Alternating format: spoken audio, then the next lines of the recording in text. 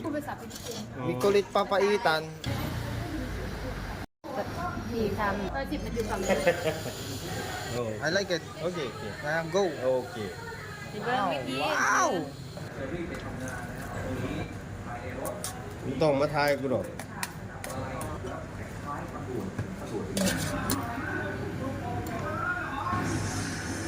เอามาที่ไม่สั้นไม่ยาวที่คอเนี่ยแขวนย่ามพระแล้วอยู่ตรงม้านั่งด้านหน้าสุดเลยครับที่ประชาชนเข้ามาติดต่อร้องเรียนกันนะคะก็ขู่เจ้าหน้าที่เข้ามาได้จะมาร้องเรียนถูกโกงยางพารา Parang may hawig siya sa papaitan, pare. คนที่มาติดต่อให้ประชาชนให้มีในการเลยนะคะซึ่งเป็นตกครึ่งชั่วโมงช่วยกันคิดว่า Ah, hanggang. รถจับมือก็เอาไม่อยู่ Hanggang. แล้วพยายามเดินออกมาจากศูนย์ Kasi hindi ko alam itong mga damo-damo na to. Hindi ko alam kung ano itong mga to. Tapos may daon pang ganito.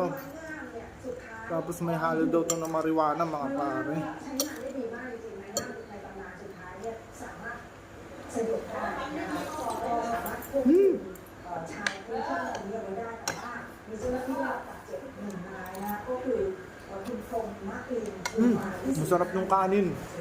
Hindi sa sticky rice. Pwede kang mamili. Ang sarap mga pre.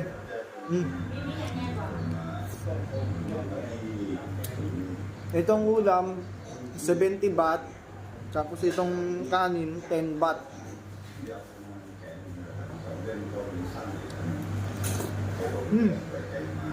Sarap.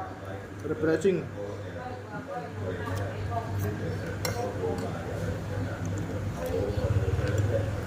Solid pare, napakasarap.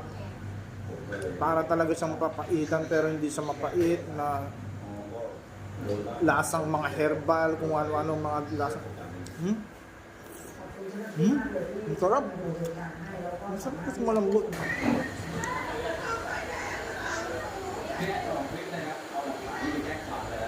ตัวคดีไม่คืบนะเพราะว่าดูเหมือนว่าผู้ก่อเหตุเนี่ยจะเป็นเจ้าหน้าที่อะไรสักอย่างนึงนะครับก็เลยคงมีสี Kakaiba pare.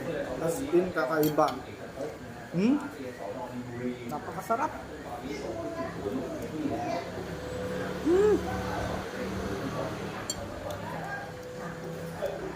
ฉันไม่เคยมีผู้ชมช่วยกันดูคลิปนี้ซึ่งเป็นอันนี้เป็นภาพเมื่อวันที่3 ธันวาคมนะคะเพิ่งถ่ายขึ้นมาและตรงจุดนี้มีนักท่องเที่ยวหลายคนไม่ใช่ภาพนี้สักทีภาพเดียวนะคะมีผู้ใช้ตัดต่อนะก็ถ่ายได้เหมือนกันไม่ใช่คนเดียวแล้วก็คืออะไรสุดท้ายมันคืออะไรนะคะเหตุข่าวของเมืองเนี่ยก็รายงาน Ate, I want more rice. ต้มผมกล้วยต้มเอง